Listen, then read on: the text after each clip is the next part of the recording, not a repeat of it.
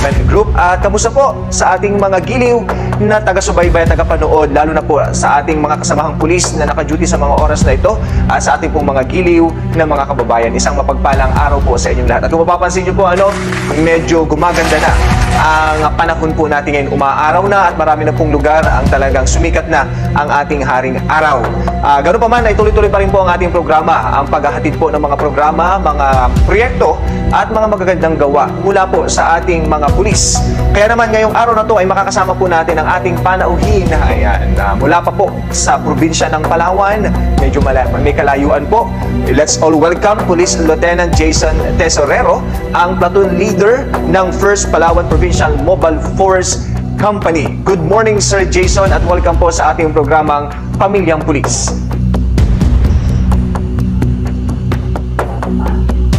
Sir Jason, naka-mute ka po. Good morning. Sir, good morning po. Binabati ko po ang ating giliw na manonood ng isang mapagpalang araw po sa ating lahat, at binabati ko rin po ang ating Provincial Director na si Police Colonel Carlito Narag, at ang aming Force Commander na si Rex Clinton, Police Lieutenant Colonel Rex Clinton Hamurol po, at ang mga kapulisan dito sa Palawan.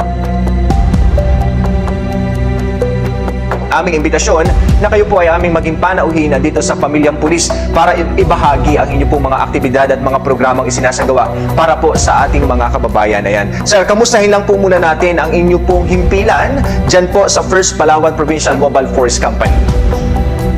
So far naman po, ang ating kapulisan ng 1st Palawan PMFC ay patuloy na nagsiservisyo sa ating mga mamamayan.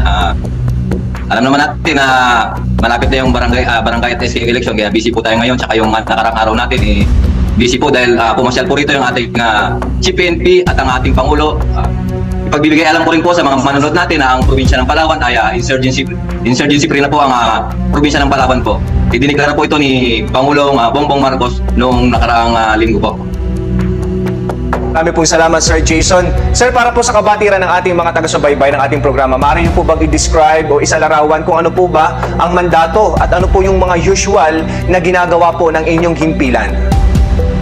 Bali, alam naman po natin na ang Mobile Force, ang nakapokus po ito sa insurgency, sa safety at kaayusan ng ating mamamayan, at saka sa mga rescue operation po sa kapag dumarating yung mga kalamidad dito sa ating bansa. Yan, so napakaganda po. Kumbaga kayo po ang nagbibigay seguridad lalo na po sa mga lugar na medyo malayo po at hindi nararating at medyo malayo sa kabihasnan. Kayo po ang unang pulis na makikita po natin sa mga area, lalo na po yung mga far-flung areas at mga GIDAS barangay. At alam po natin, sir, na ang Palawan ay isa sa mga dinarayong lugar. Kamusta po ang ating pagbabantay, lalo na po sa mga tourist destination, katuwang ang ating mga local police? Yun nga po, tuloy-tuloy po yung natin, mga ginagawa nating operation po. Meron po tayong police visibility, tuloy-tuloy lang po, checkpoint. Tapos mga community outreach program po natin dito po sa aming nasasakupan po. Dito sa southern part po kasi kami ng Palawan Southern part po ng Palawan, and for sure, sir, talagang di pa man kami nakakarating sa inyong lugar, ay napakaganda at kumbaga attractive sa ating mga tourists ang inyong area po dyan sa Palawan.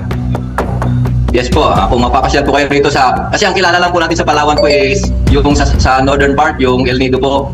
Pero sisiguraduhin ko po sa inyo na kayang-kayang tapatan ng southern part ng Palawan yung mga beach sa El Nido. Ayan. And usually, sir, ano po ba yung mga common o mga prevailing issues or krimen na usual na nangyayari po dyan sa inyong area? Usually po dito sa amin po, tahimik naman po rito. Ang lang po namin, ang pangunahing mga na-encounter namin dito na problema is yung smuggling. Kasi nga po, malapit po kami rito sa may Malaysia po. Yun po yung focus namin ngayon, yung pag-smuggle ng mga goods, mga sigarilyo, ng mga langis, ganyan po. Kasi napakalapit po ng Malaysia dito po sa amin sa Batarasa po. Ito po yung pinaka-backdoor nila, itong southern part ng Palawan. Bali, meron po tayong mga platoons forward base na matatagpuan doon sa isla po dito sa southern part ng Palawan po. Ayan, and usually, sir, ano po yung ating mga strategy or coordination sa local governments unit and even sa mga local police para po mabantayan itong mga nagpupuslit na mga kontrabandong mga produkto tulad nga po ng langis at tulad po ng sigarilyo?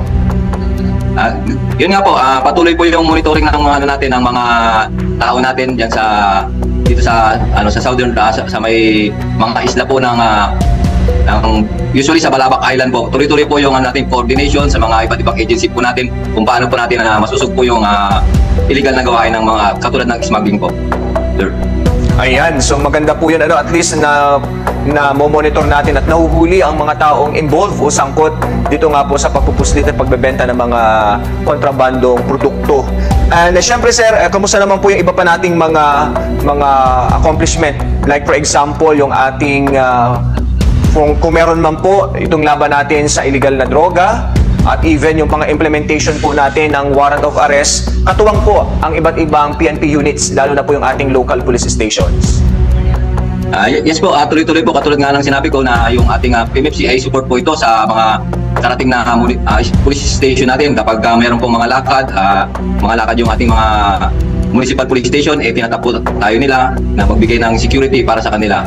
Alam naman po natin na ang mobile force ay kumbaga ito, support po ito, hindi po talaga ito yung main na sumusok po dyan sa mga illegal na yan o illegal drugs. Bali kami ay nagbibigay lang po ng security sa ating mga kapulisan sa municipal police station po.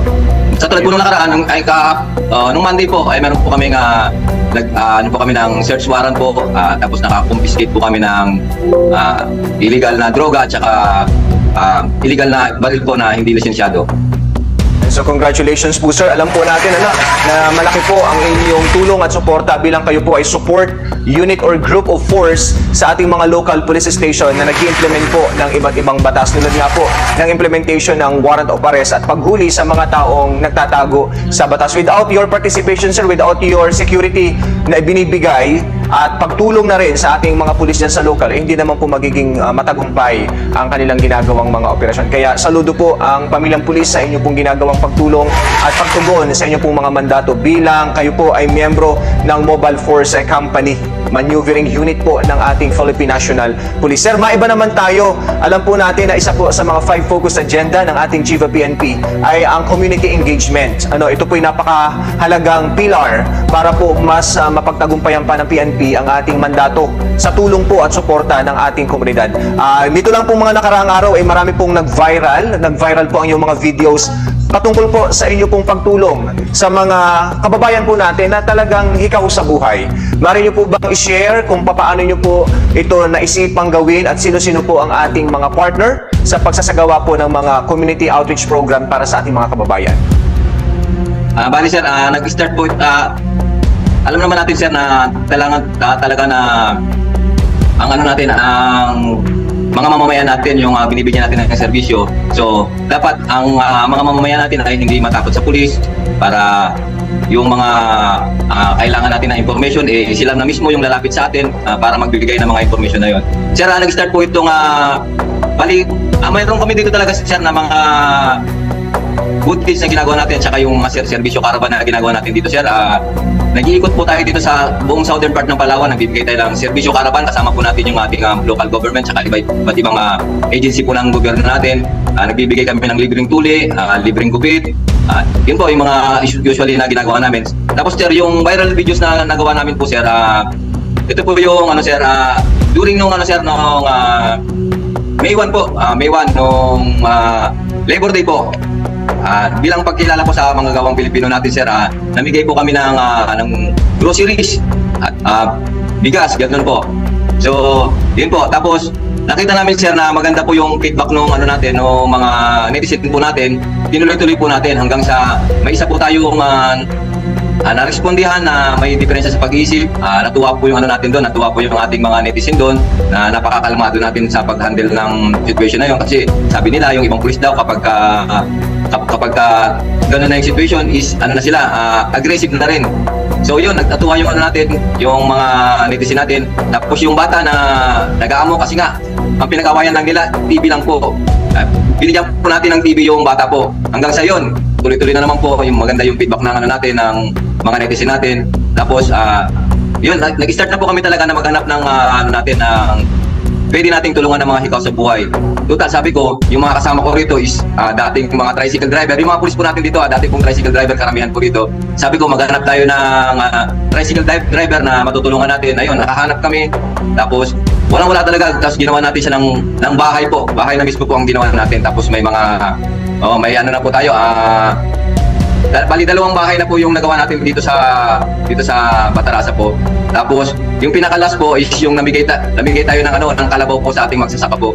Isang buong kalabaw po na ibinigay po natin sa kanya kasi karamihan po talaga dito sa natin dito sa bayan po ng Batarasa ay mga IPs po. Very vulnerable po sila dito sa mga NPA nung araw. Madali silang maloko kaya bilang kumbaga pasasalamat sa kanila, nagbigay po tayo sa kanila ng kalabaw po. At para maingganyo po rin natin yung mga kabataan dito na mag-aral para po sa future po magamit po nila ito at medyo umasensyo naman po yung buhay nila kasi po ang nangyayari dito mana-mana lang po yung kahirapan na nangyayari dito. Ayun po, sir. Nakikita po namin dito sa screen yung iba't ibang programa at aktibidad na inyo pong ibinahagi sa ating mga kababayan. Dito nga po yung pinagpatayuan po ninyo ng bahay, ang inyo pong mga napiling benepisyaryo, even iba't ibang community engagement activities, at even yung pagbibigay po ng livelihood program sa pamamagitan nga po ng pagbibigay ng buhay na kalabaw na magagamit po ng inyong napiling benepisyaryo para sa kanila pong pang-araw-araw na pamumuhay o magagamit nila sa pagsasaka. Talagang nakakatuwa. Ito nga po yung ulit-ulit nating binabanggit sa ating mga kababayan na ang pulis po ay hindi lamang po pang law enforcement.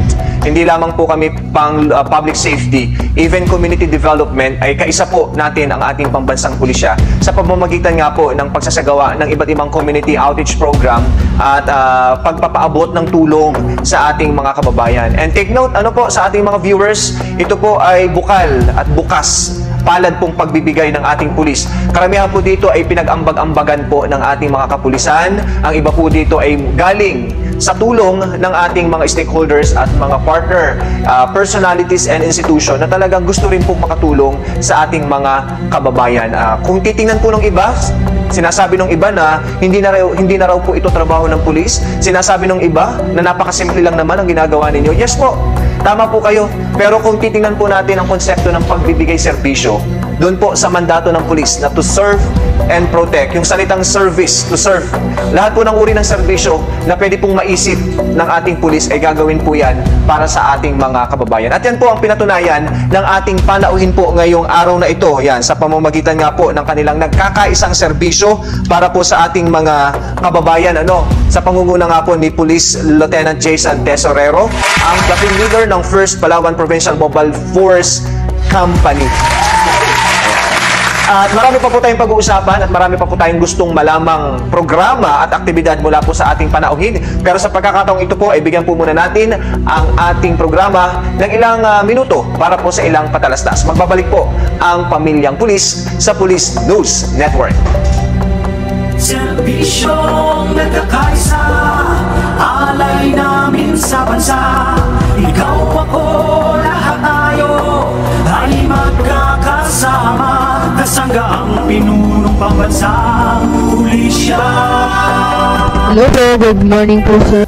I-like po natin para sa mga programa po natin dito sa Philippine National Police. Ayan, at kasama pa rin po natin ang ating panauhin, ang platoon leader ng 1st Palawan Provincial Mobile Force Company, si Police Lieutenant Jason Tesorero. Alam mo, sir, marami po ang nagpapasalamat sa inyong tulong, lalo na po ang mga nakatanggap, yung ating mga benepisyaryo na talaga namang walang mapagsidla ng tuwa at pasasalamat mula po sa tulong na inyo pong ipinagkaloob sa kanila. Kaya naman po, pakinggan po natin at panoorin po natin ang kanilang mga mensahe.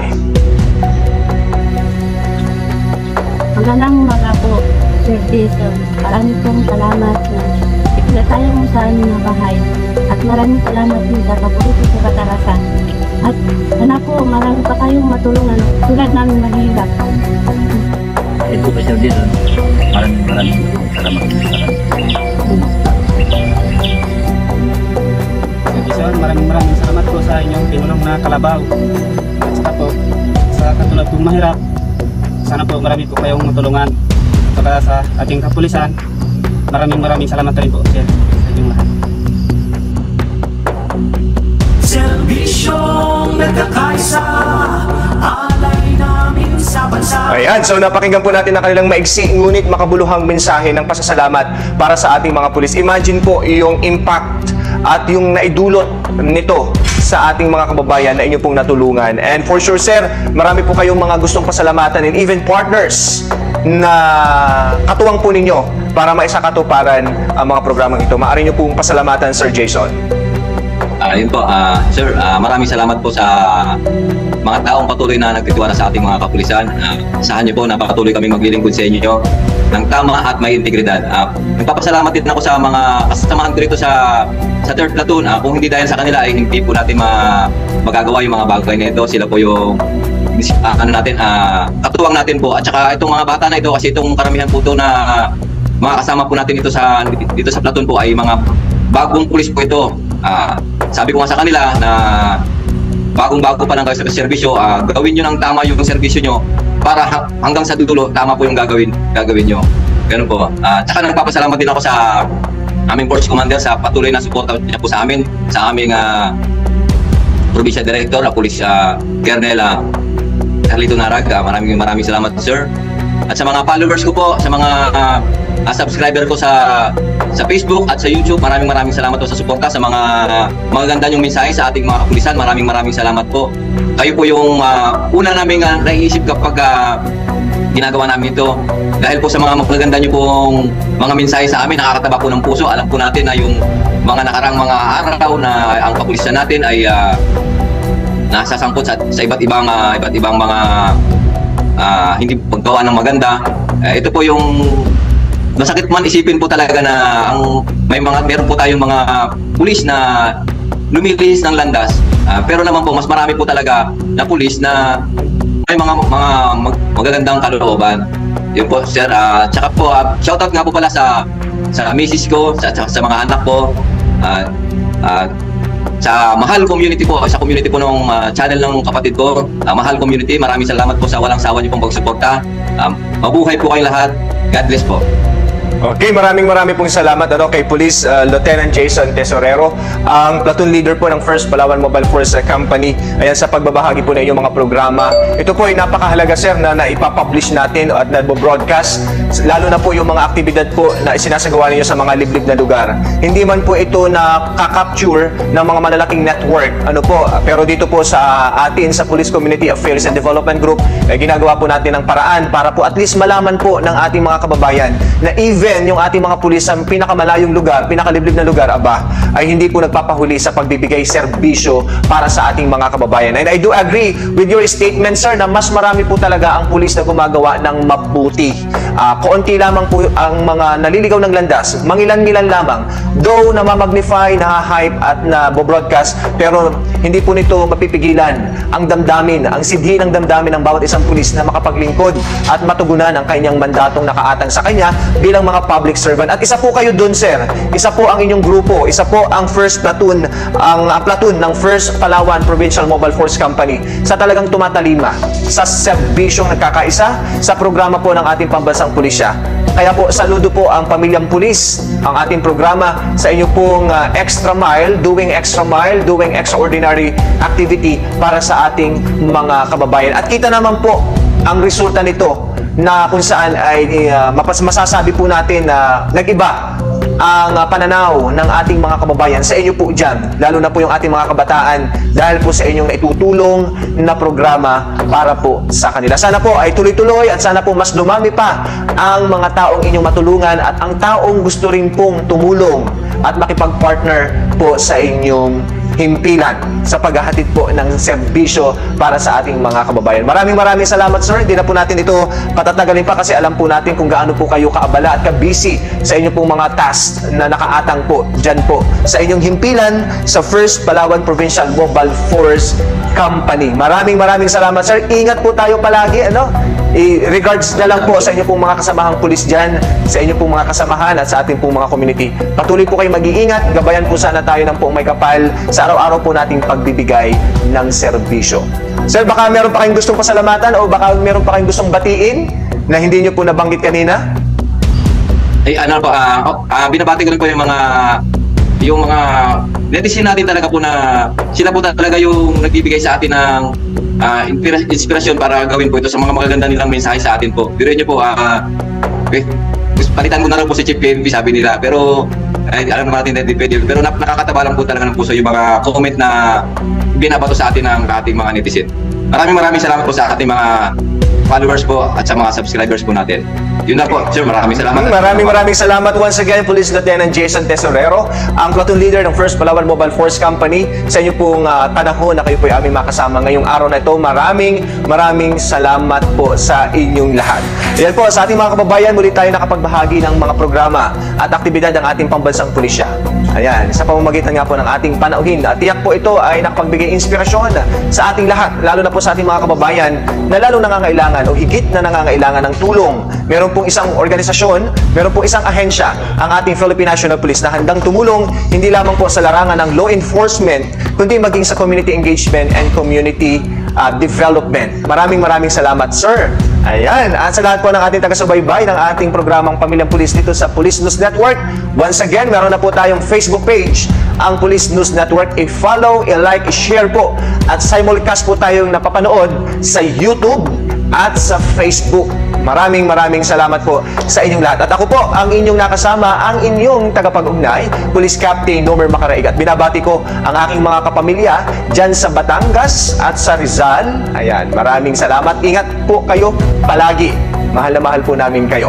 At sa lahat po ng ating mga viewers sa Luzon, Visayas at Mindanao, at sa ating mga OFW sa iba't ibang panig ng mundo, ingat po tayo palagi. At sa ngalan po ng ating Chief PNP, Police General Benjamin Corda Jr., sa ngalan po ng ating Director ng Police Community Affairs and Development Group, Police Brigadier General Lou F. Evangelista, sa aming pong Deputy Director for Administration, Police Colonel Warren Gaspar Tulito, sa aming Deputy Director for Operations, Police Colonel Marvin Josaro, at sa aming Chief of Staff, Police Colonel Joel Serrano, at sa lahat po ng ating PNN production team.